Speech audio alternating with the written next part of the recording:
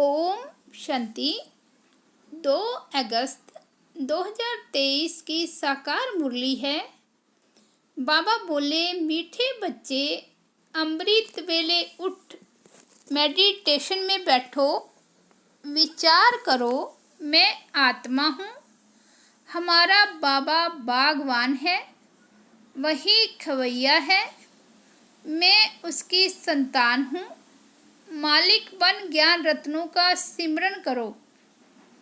आज का प्रश्न है, किस एक बात का महत्व दुनिया में भी है तो बाप के पास भी है? उत्तर है दान का।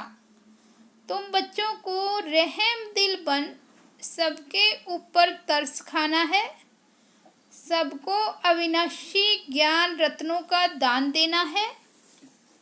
दानियों की बहुत महिमा होती है, अखबार में भी उनका नाम निकलता है।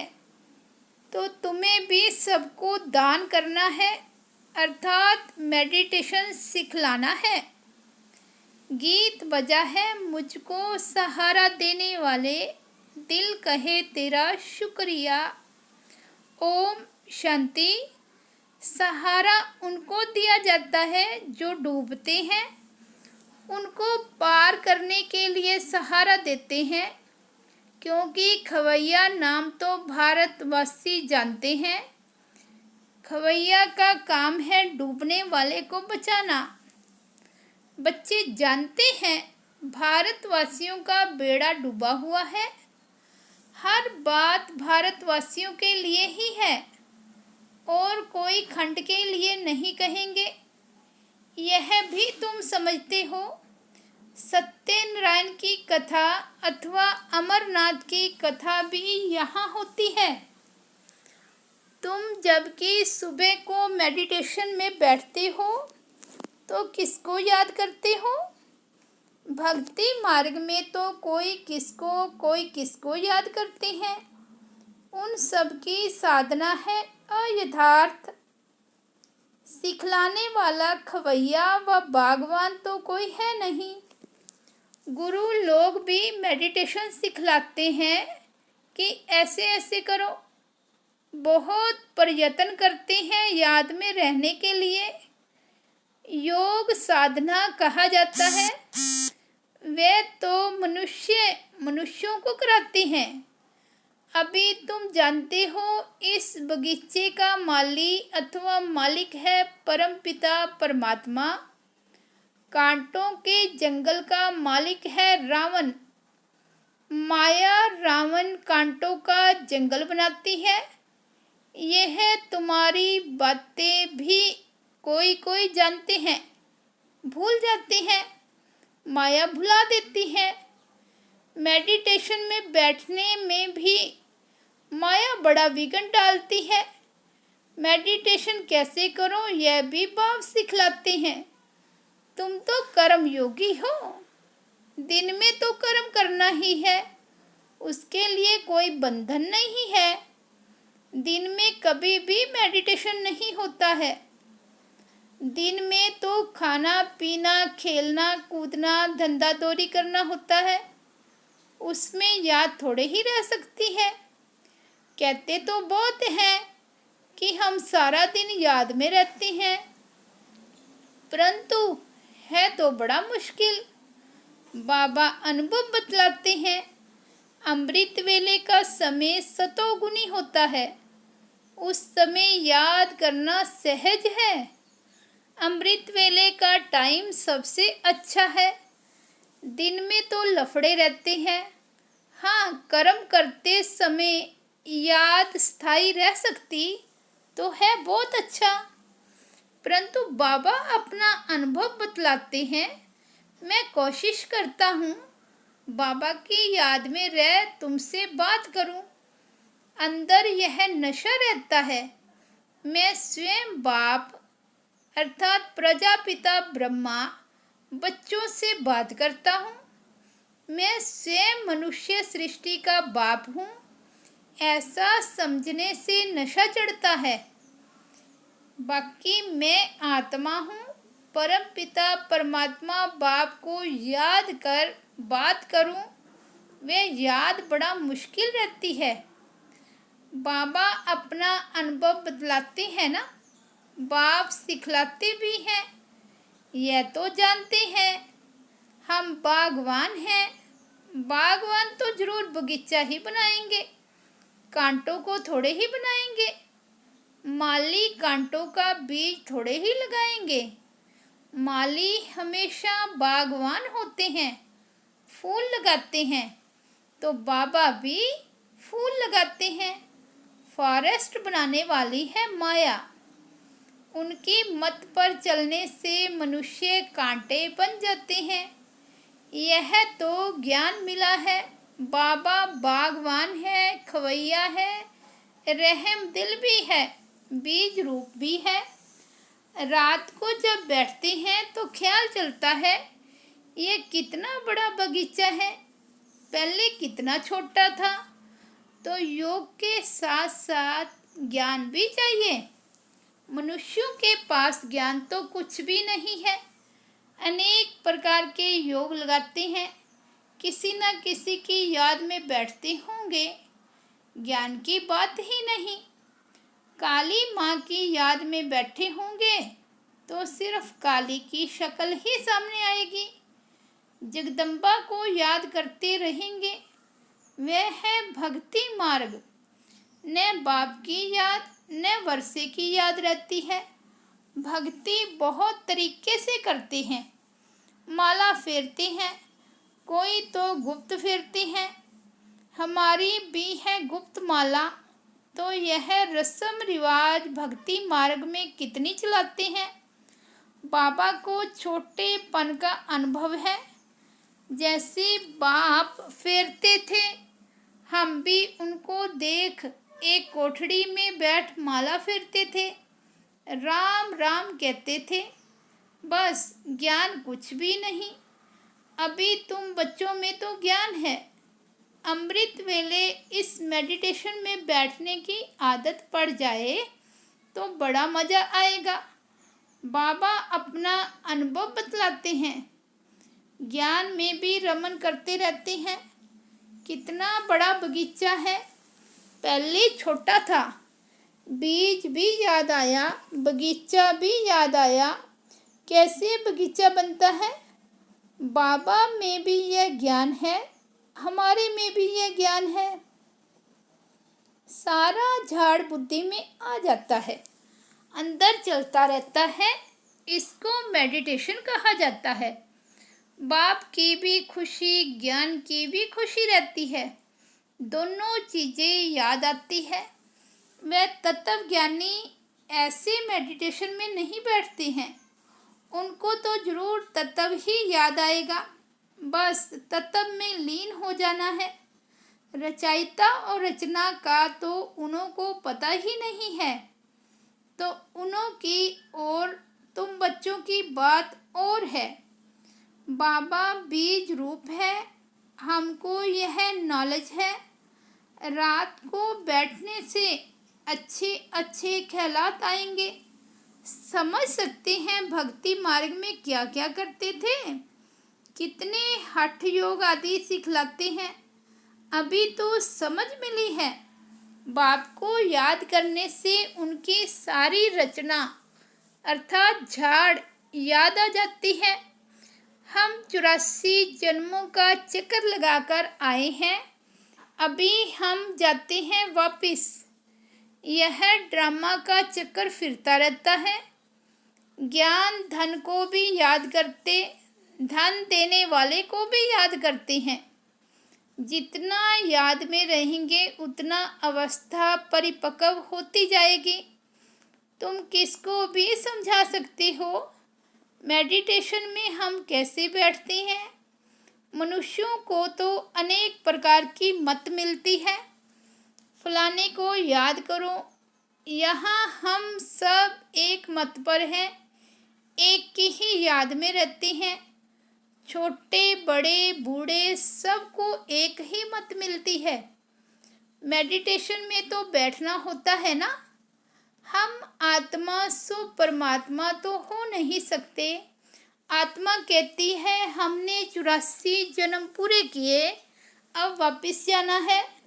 परमात्मा ऐसे कहेंगे क्या? मैं तो पुनर्जन्म में आते नहीं हैं। तुम्हारे पास जब कोई आए तो उसे हाल में ले आओ।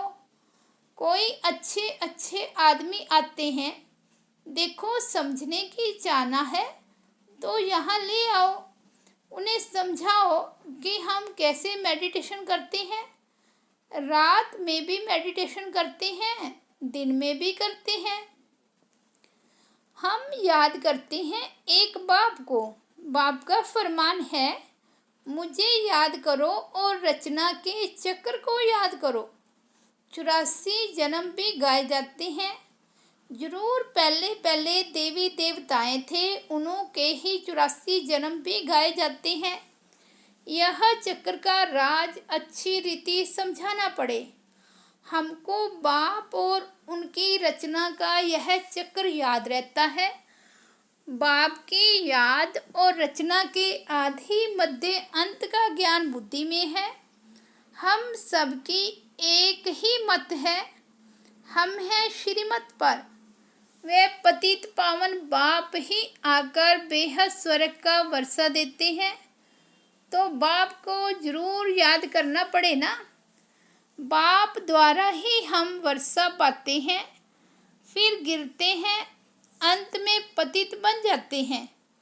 बाप रचयिता तो रचना की ही नॉलेज देंगे। गॉड फादर इज नॉलेजफुल, पतित पावन, तो जरूर पति दुनिया में आकर पावन बनाएंगे ना। ऐसे तुम कोई को बैठ समझाएंगे तो प्रभावित होंगे। बोलो सिर्फ अच्छा अच्छा कहकर नहीं जाओ, यह तो प्रैक्टिकल में लाना है। जन्म जन्मांतर का सिर पर बोझा बहुत है, इसमें टाइम लगता है।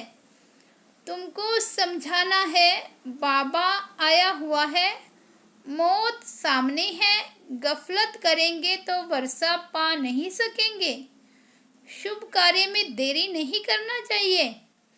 अब सीख कर जाओ, इस मेडिटेशन में बैठने से तुमको नशा अच्छा चढ़ेगा। अभी बाप को याद करो, तुम्हारा बाप तो है ना। भक्ति मार्ग में जन्म जन्मांतर याद करते आए हो। लौकिक बाप तो हर जन्म में बदलता है, फिर भी तुम निराकार बाप को जरूर याद करते हो, क्योंकि वह है अविनाशी बाप। विनाशी बाप से विनाशी वर्षा मिलता है, अविनाशी बाप से अविनाशी वर्षा मिलता है। हम एक श्री श्री की श्रीमत से श्रेष्ठ बनते हैं। आदि सनातन तो देवी देवता धर्म ही है, उनसे फिर और बिरादरी निकलती है। सन्यासियों का है रजो प्रधान संन्यास, यह है सतो प्रधान संन्यास, यह है ही राजयोग। भारत का मुख्य शास्त्र है गीता, तो मेडिटेशन के लिए यह समझाना है। बाप हमको ऐसे मेडिटेशन सिखलाते हैं। भगवान कभी मनुष्य को नहीं कह सकते, भगवान तो सबका एक होना चाहिए ना। वही पतित पावन है, वही हेवनली गॉड फादर है, और आते भी भारत में हैं। उनका भक्ति मार्ग में कितना बड़ा मंदिर बना हुआ है। उस श्री श्री की मत से हम श्रेष्ठ बनते हैं। इन बातों को बैठ समझो। बाप और रचना के आदि मध्य अंत को जानो, यह और कोई नहीं जानते। सतयुग की आयु ही इतनी बतलाते हैं। पहले झाड़ नया होता है तो उसको स्वर्ग कहेंगे, फिर वह जड़ जड़ी भूत हो जाता है। अभी यह सारी दुनिया नरक है। घर घर तो क्या, सारी दुनिया ही नरक है। यह है ही कांटों का जंगल, एक दो को कांटा ही लगाते रहते हैं। बाप आकर फिर गार्डन ऑफ अल्लाह बनाते हैं। बाप पाकर बहशत स्थापन करते हैं। तुम जानते हो फूलों का बगीचा किसको और कांटों का जंगल किसको कहा जाता है। तुम दैवी फूल बन रहे हो तो चिंतन चलता रहना चाहिए। बाबा में भी यह नॉलेज है, बच्चों में भी यह नॉलेज है। ऐसे ऐसे ख्यालात चलाने से रात को बड़ा मज़ा आएगा। ऐसे ऐसे समझाएं। बेचारे कुछ नहीं जानते, इसलिए अपने को तरस पड़ता है। और गॉड फादर कहते हैं, परंतु बाप को और उनकी रचना को जानते नहीं हैं। हम भी अब अल्लाह के बच्चे बने हैं। समझाने का भी बड़ा नशा चाहिए। अविनाशी ज्ञान रतन है तो फिर दान करना चाहिए। दानी की बहुत बहुत महिमा करते हैं। अखबार में भी पढ़ता है, रिलीजियस माइंडेड ही दान करते हैं। तुम तो हो ही रिलीजियस माइंडेड। दान ही नहीं करेंगे तो मिलेगा क्या। दान तो जरूर देना है। ज्ञान दान देना तो अति सहज है। बाबा बतलाते हैं, हम ऐसे मेडिटेशन में बैठते हैं, इस दुनिया का चक्र ऐसे फिरता है। पहले एक धर्म था, पीछे यह धर्म निकले हैं। यह सब बिरादरियां हैं। यह बातें तुम बच्चों की बुद्धि में बैठनी चाहिए। मनुष्यों को योग का बहुत शौक रहता है। बोलो, हमारा मेडिटेशन चलकर देखो। रिलीजियस माइंडेड जो होते हैं वे मेडिटेशन हॉल देखकर खुश होते हैं। रिलीजियस माइंडेड मनुष्य कभी पाप नहीं करते। तुम्हारे पास समझाने की पॉइंट्स तो बहुत है, परंतु बच्चे नंबरवार हैं। कोई की बुद्धि का ताला ही नहीं खुलता है। बाप को याद ही नहीं करते तो ताला कैसे खुलेगा। है बहुत सहज बात, समझाना है। हम याद में कैसे बैठते हैं। मनुष्यों को तो पता नहीं कि हम किसको याद करते हैं। हमको सिखलाने वाला स्वयं निराकार परमपिता परमात्मा है, जो सबका बाप है। वे पतित पावन गॉड फादर हमको राय योग सिखलाते हैं। अब तुम सीखो न सीखो, हम सबकी तो एक ही मत है। श्री श्री से हम मत ले रहे हैं। यह है एम ऑब्जेक्ट। जैसे बाप नॉलेजफुल वैसे बच्चे। मनुष्य से देवता एक ही बाप बनाते हैं। ऐसे ऐसे विचार करने से रात को बहुत मज़ा आएगा। अच्छा, मीठे मीठे सिकिलते बच्चों प्रति माता पिता बाप दादा का याद प्यार और गुड मॉर्निंग। रूहानी बाप की रूहानी बच्चों को नमस्ते। हम रूहानी बच्चों की रूहानी बाप दादा को याद प्यार, गुड मॉर्निंग और नमस्ते। धारणा के लिए मुख्य सार फर्स्ट पॉइंट है, अमृत वेले उठ, याद में बैठ, ज्ञान का रमन करना है। ज्ञान धन को भी याद करना है तो ज्ञान दाता को भी याद करना है। सेकंड पॉइंट है, ईश्वरीय नशे में रहकर सेवा करनी है। सबको मेडिटेशन करने की सहज विधि समझानी है। एक मत होकर रहना है। वरदान है, रूहानी प्रसन्नता के वाइब्रेशन द्वारा सर्व को शांति और शक्ति की अनुभूति कराने वाले सर्व प्राप्ति स्वरूप भव। जो परमात्म प्राप्तियों से संपन्न सर्व प्राप्ति स्वरूप बच्चे हैं, उनके चेहरे द्वारा रूहानी प्रसन्नता के वाइब्रेशन अन्य आत्माओं तक पहुंचते हैं और वह भी शांति और शक्ति की अनुभूति करते हैं।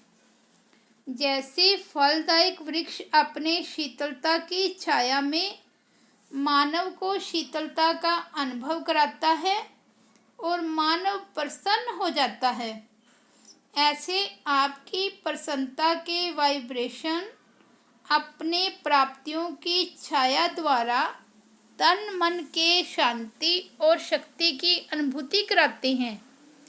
स्लोगन है, जो स्मृति स्वरूप रहते हैं उन्हें कोई भी परिस्थिति खेल अनुभव होती है। अच्छा, ओम शांति।